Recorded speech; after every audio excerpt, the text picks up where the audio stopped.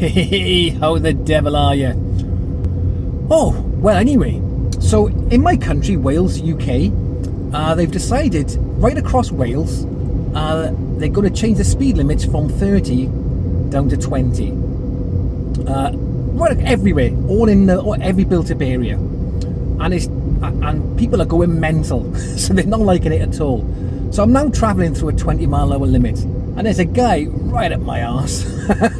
Get away! He doesn't like it that I'm doing 20, but it is really annoying people.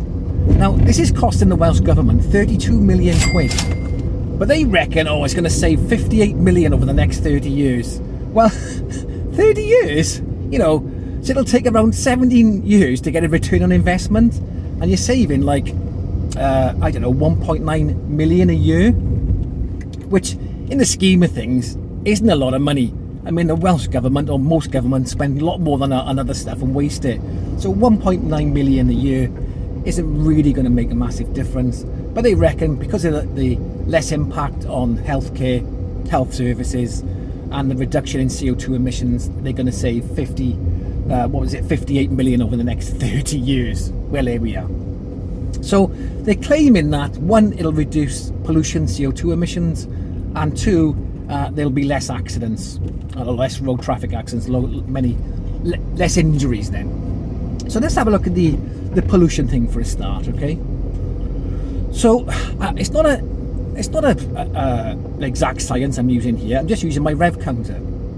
So at 20 miles an hour in third gear, my rev counter shows 1500 revs per minute. And at 30 miles an hour in fourth gear, my rev counter shows 1500 revs per minute.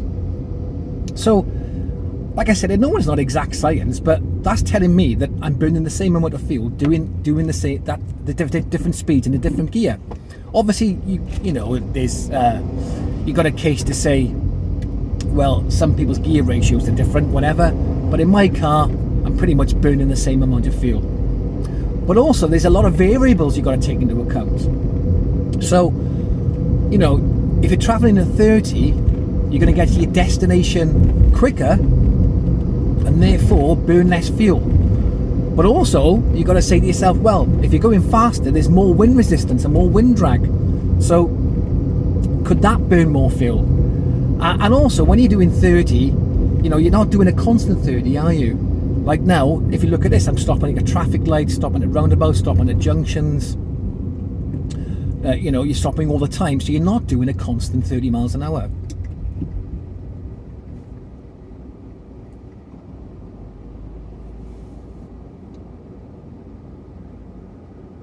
But for me, I think that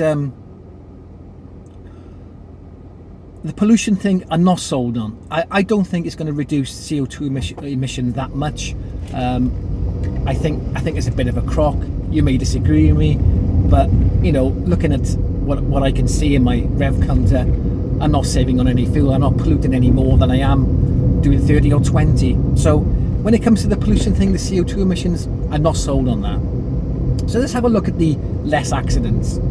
So they claim that doing 20 will be less accidents, but some people argue, well, if you hit someone at 20 miles an hour, they're more likely to go into the car and die, but if you hit someone at 30, they're more likely to be hit off the car and bounce away. Well, that could be true, it seems logical, okay, but here's the thing, it's not just about when you hit them, you're far less likely to hit them when you're doing 20 miles an hour because of the stopping distance.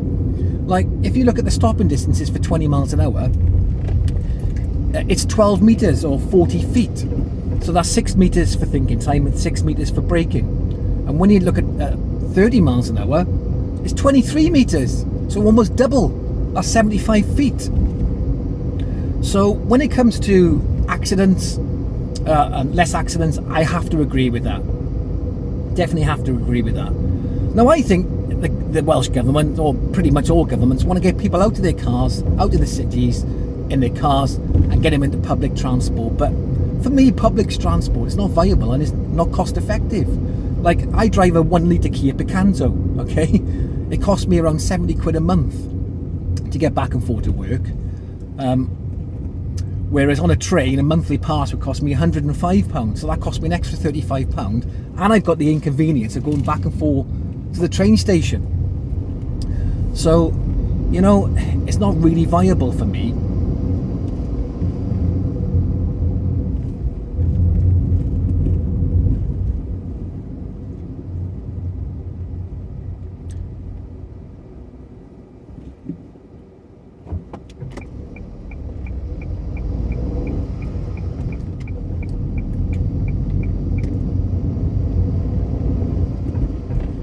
So, do I think the 20-mile-an-hour limits are a good idea? Well, yes and no.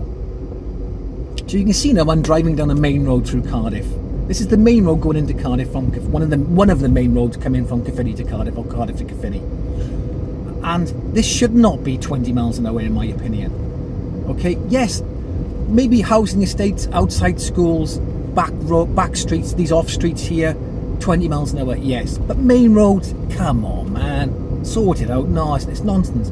Look, no one's doing 20. Nobody. I'm doing 30 and I can't even catch up to that car in the front. Look at the cars coming towards me. They ain't doing 20 miles an hour. No one's doing 20 on this road. You may get the odd one person, two people will do it and slow the traffic down behind them, so they have to do 20 then. But in general, most people still do 30 down this road because it's a main road. Okay, so. Anyway, that's my thoughts on it.